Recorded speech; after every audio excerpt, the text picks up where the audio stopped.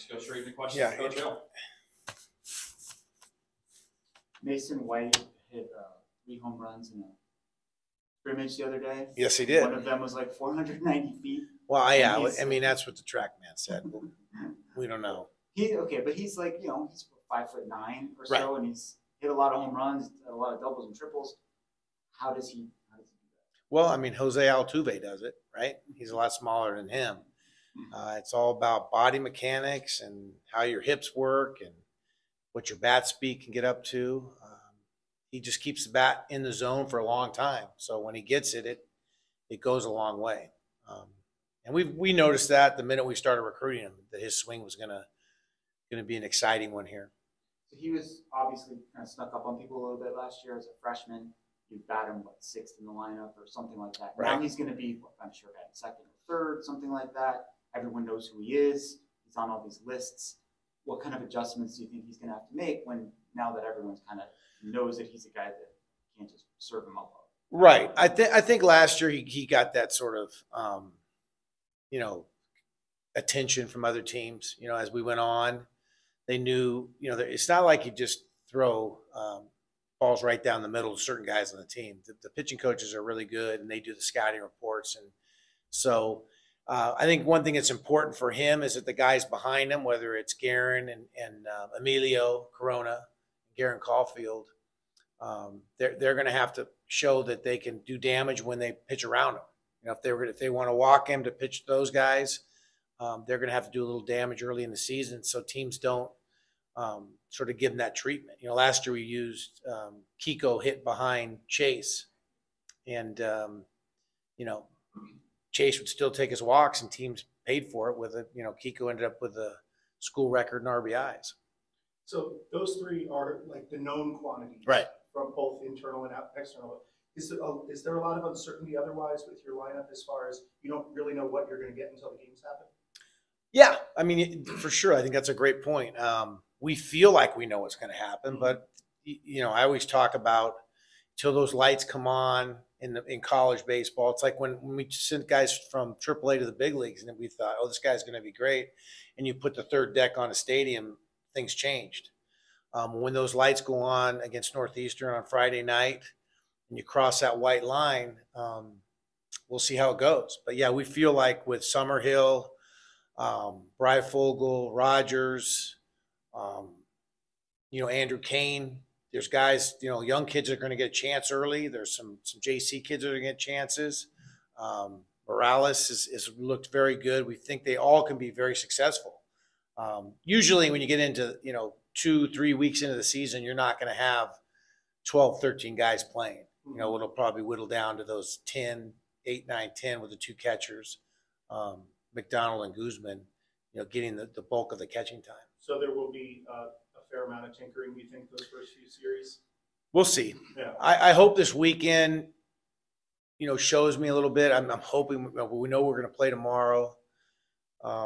Saturday is a big day with the red-blue game and the meet the team, and the weather. I don't know if it's gonna be okay, but we'll see. If we have to go indoors and get the at-bats done, we will. But we'll play Sunday, and then I have to make a determination. Our coach would sit down, and that's what's been hard. It's been tough. There's 4 or 5 outfielders in the mix. There's, the 2 catchers have been neck and neck.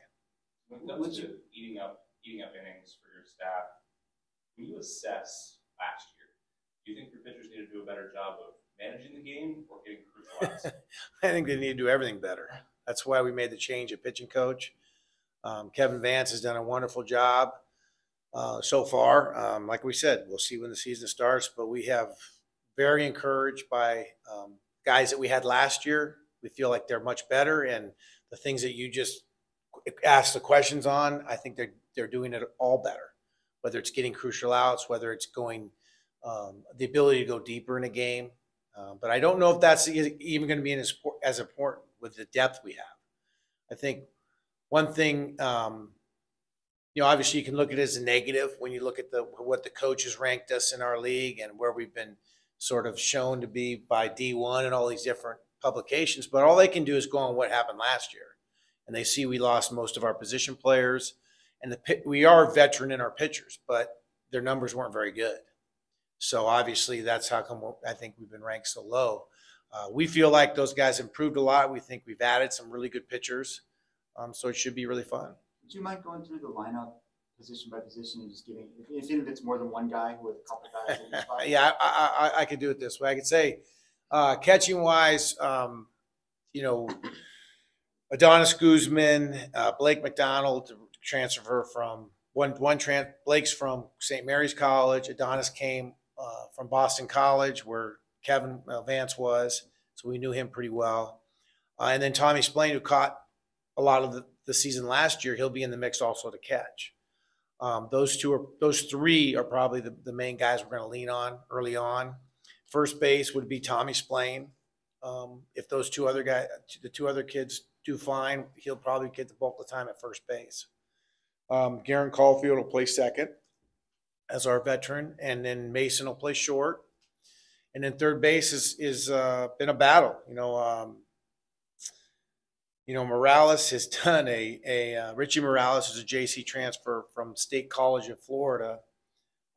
He's done a really good job. He's a veteran hitter that knows how to get on base. He can really run. He got a great arm. Andrew Kane, the freshman from Ironwood Ridge, has done a great job. Xavier Esker was sort of our, jack of all trades in the fall. He did well at short. He did well at third. He did well at second. He played first. He'll find a way to get in there. He's just a gamer. So that's another guy at third base. In the outfield, you're talking about Brendan Summerhill. And all these guys are interchangeable. And as you know, at High Corbett, it's very difficult to play left field. So, that's one thing that's concerned us a little bit. We were so lucky with Chase for 2 years with the arm and the speed to be able to cover left field, where Brendan has the speed and he has a good arm.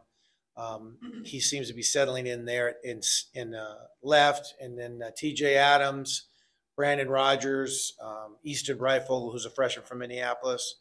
Those three have really done well in center, and then Emilio Crono will play right field. So I gave you a lot of names there. Yeah, I didn't. And the DH situation, one of those guys probably, and then the other guy who's been he's just a great kid. Done well in the classroom, and he's really hit is Cade Huff, and he's a redshirt freshman. Do you have anybody that you don't expect to be available for the beginning of the season? The only guy that's coming back that won't be on the roster because of Tommy John is Kenan Ellerton, but I think you guys knew that already.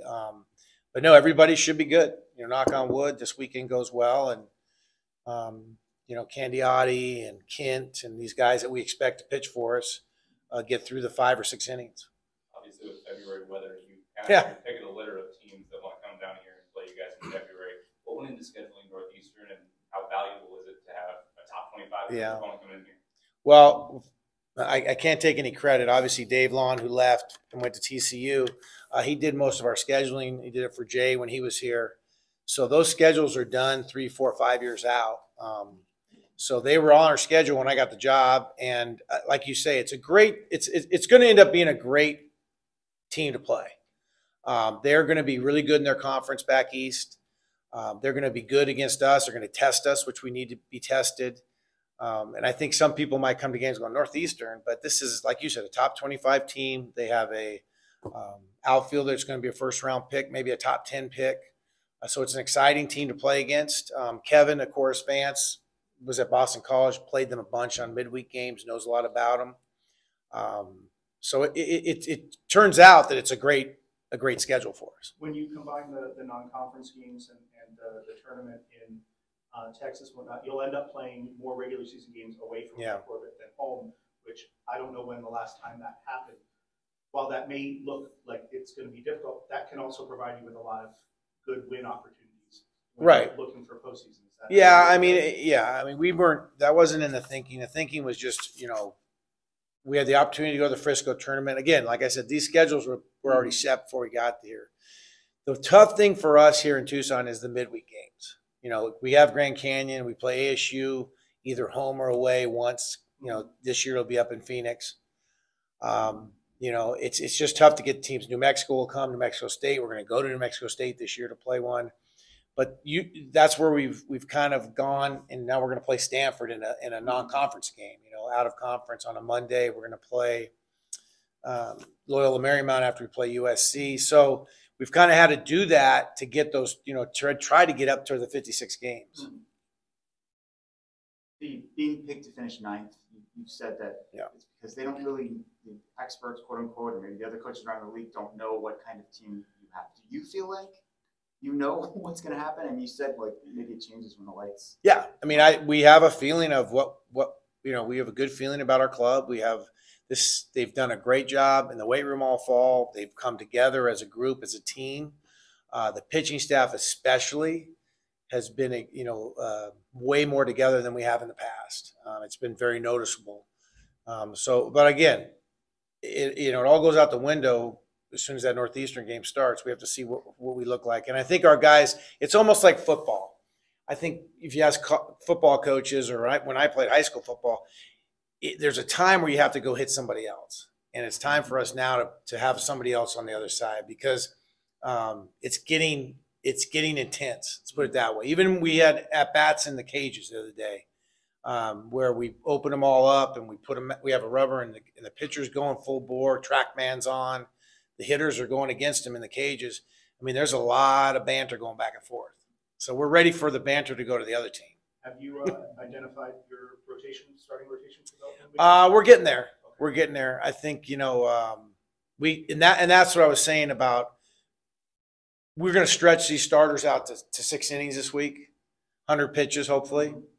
But might be the most pitches they throw, because we're going to be loaded, in my opinion, of the ability to bring, whoever starts, bring another guy that's been built up to be a starter in and maybe finish the game. We can almost piggyback in certain situations. Well, a guy like is Braden Sastro kind of an example of that? Someone who's been a starter who maybe in more of a relief role this year, but can do bulk innings? Yes. Okay. Yes. Maybe not 4 or 5. We're not going to stretch him out that far, but yeah, definitely more than 1 inning. And what went into the decision to kind of put him? I think Kevin Vance and John DeRoyan, our player development coach this year, who's a pitching on the pitching side of it, just them talking and looking at the pitches and the body mechanics and all the things that they look at, they kind of put guys in better spots for them to have success. And there were several guys where arm slots maybe changed a little bit. A little bit, yeah. Yeah, we dropped Casey down a little bit to be tougher on righties. Another guy that's been pretty impressive, was really good yesterday, Jaden Swanberg from South Point. We dropped him down from the left side, so he's more of a sidearm guy, just to get some different looks. So yeah. With Kevin and John, was it a matter of where you're like, do your magic, like figure out, like look at what we had here and see what needs to change? Like, let them to their devices. Yeah, and then when the season starts and let's say somebody does well that they've been working with, I'll just take the credit. And when they struggle, I'll give it on them. Are you still going to be the one to make the pitching changes? I think so. We've kind of gone both during these inter squads, because I might be doing something else, so he runs out there and does it. But I think in the end, I kind of wanted to give that to him completely this year. And then somebody made the point to me that I never thought of this as a manager, because I've always done it as a head coach and a manager in pro ball, but the guy's never happy when you take him out, right? The pitchers are always, 90% of the time they think they shouldn't be taken out. So it might as well be me that's the bad guy, and Kevin could be the good guy. Is Casey a full-time pitcher? No. He's played really good shortstop for us. He'll lead off today on one team, or tomorrow, excuse me, I'm a day ahead. So tomorrow we're going to play at noon, an inter squad, and he'll lead off for one team, and then he'll pitch on Saturday, so he won't hit, and then he'll play again on Sunday. Okay. But do you believe in that certain guys have the clutch gene in them, and it's Emilio Corona, maybe one of those guys? Yeah, I do. I think it's I've always said that about, I think one of the things in professional baseball for a long time that people, especially analytics, started to say, well, RBIs is just, it's just because guys are on base for him. And I have always said, if you can find a guy that can drive people in, he's a special person. It's not easy. I mean, it's hard, even with guys on third, less than 2 outs. The game changes, the pitcher changes. So yeah, Emilio has a really special way of being able to get big hits in big spots. Your final year with the Dodgers, you played with Tom Candiani? Yes. Right? Okay. Mm-hmm. How did that come about, getting his son here? I saw that he's been everywhere. Yeah, I mean, I've been pretty public about the fact that we were pretty hard in the portal this year. We went after a lot of guys. Mm-hmm. We had a lot of open spots in the field. We wanted to get some more veteran pitchers, a catcher. And he was one of the first people from Wichita State when their coach, the other coach, had been let go during the season. So a lot of their players were looking elsewhere. Mm-hmm. And Kevin, Toby, Tripp, of course, who's our recruiting coordinator, Tripp Couch, they look at the video. And basically when Kevin Vance and John Drouin break down video, it's either a yes or no. And they really like what they saw. And the ability, whether he was really good already or the ability of something they saw there that they could make better. So we went after him, and Tom and Clark came down, and we had a great visit, and we were lucky enough to get him. He doesn't throw a knuckleball, right? No. Why do you think more pitchers don't try to do that? I think it's just it's not easy to do, first of all. And most of the time it's guys who are at the tail end. I think Tom, he wasn't originally a knuckleball pitcher. He had a good arm. He was one of the harder throwing knuckleballers that I ever played against or with. This is kind of an annual question, but being able to field live ground balls, see live fly balls in the actual wind and the actual air, I think that gives you an advantage in February. It should. It should. I mean, like you said earlier, I mean, they're coming out of indoors. They're going to be here Wednesday, so they'll practice here Thursday. And on the flip side of it, there's a reason why Northeast schools and schools from back east are sometimes because you go to Cape and play against or with a lot of these guys, and you're like they're just tougher dudes, man, because they have to deal with all that all the time. Our guys, we get a lot of good weather. Now this year hasn't been so good. Obviously, we've had a really tough time getting everything in with the weather. But one thing we know about them is they're going to be really, really tough guys, and they're veteran. This year being the last year in the Pac-12, obviously the Big 12 is also a strong baseball conference. But what's kind of your feelings about this being the last year in this conference and getting to see all these teams a couple more times? Yeah, and that's one of the reasons why we decided to schedule Stanford as a non-conference game, because we're playing at Cal the 3 games, and Stanford will come here later in the year. But we wanted to play one more time at Sunken Diamond for sure. We'd like to get them on schedules in the future. It's not as easy as just saying, hey, Dave, can we play you guys? They've already got their schedules built out for years too. It's sad, in one side of my body, I tell myself, I grew up as a Pac-8 guy in the 70s and in the late 60s and played in the Pac-10 and, now in coaching the Pac-12. This was a great conference, not just baseball, but other sports, especially the Olympic sports. It's a great conference. So it's sad in a way. I mean, I think the baseball side of it, we're going to be lucky to go to the Big 12. Everywhere you go is going to be packed houses. But it's just tough. It's tough to leave the West Coast. It's our footprint. We recruit in it. We will continue to recruit there, but who knows? Who knows what the future holds? With the NIL challenges, I guess, that are out there, do you view what you're trying to do with pitching as maybe a way to mitigate that a little bit, like give yourself an edge? If you don't have the resources. No, I know where you're going with it. Yeah. We're trying. Yeah, I mean that's part of it. We feel like we've always felt at this program, whether it was Frank said Jerry Kendall, Jerry Stitt, Andy Lopez, Jay Johnson, or me and Chip Hale, that it's a development program, and we're going to get the best players we can get, of course. Whether they're first rounders or not drafted players, but we're going to make them better, and we're going to get them ready for pro ball. And I think now on the pitching side with